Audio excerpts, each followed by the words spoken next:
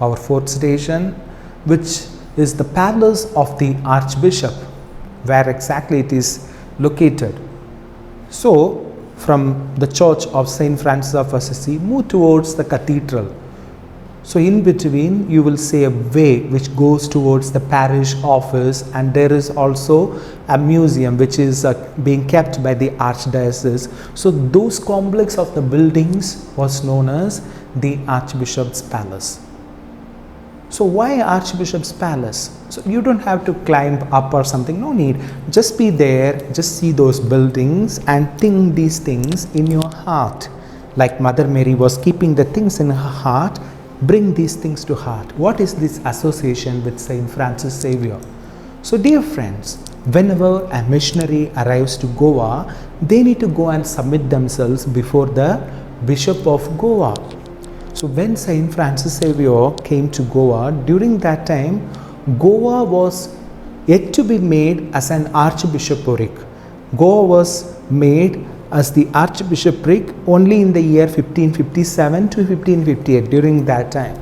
So during that time, there was the Bishop of Goa. He was a very saintly Franciscan.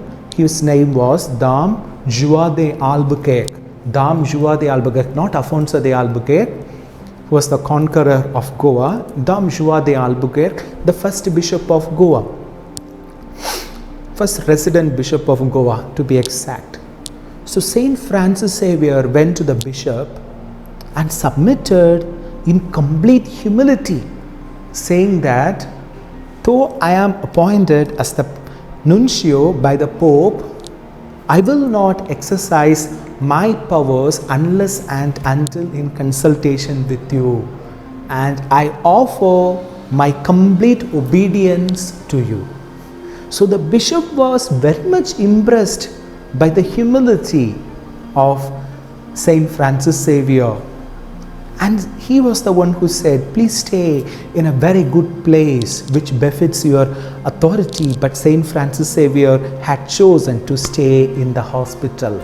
So this Franciscan bishop, the first residential bishop of Goa, Dom Juan de Albuquerque, was so greatly impressed by the missionary methods of Saint Francis Xavier. So Saint Francis Xavier used to teach the children. He focused on children. Saint Francis Xavier took the children, made them as evangelizers.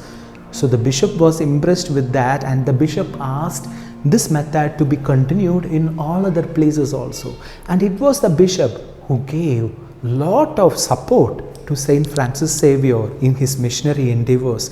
He was the one who asked him to go to Tamil Nadu or to other places. So dear friends, it was a great blessing for Saint Francis Xavier that he had a very great supportive bishop. So as we are at this moment, let us also remember all these sentiments and all the past archbishops of Goa as well as the bishops, and for their souls, especially remembering also Dom Juan de Albuquerque, for his soul also we will say a prayer. Along with Saint Francis Xavier, we will say a prayer. Eternal rest grant unto their souls, O Lord, and let perpetual light shine upon them. May their souls rest in peace. Amen. We'll say another one more too. Eternal rest grant unto their souls, O Lord, and let perpetual light shine upon them. May their souls rest in peace. Amen. Another one too. Eternal rest grant unto their souls, O Lord, and let perpetual light shine upon them. May their souls rest in peace. Amen. So dear friends, we have finished the fourth place.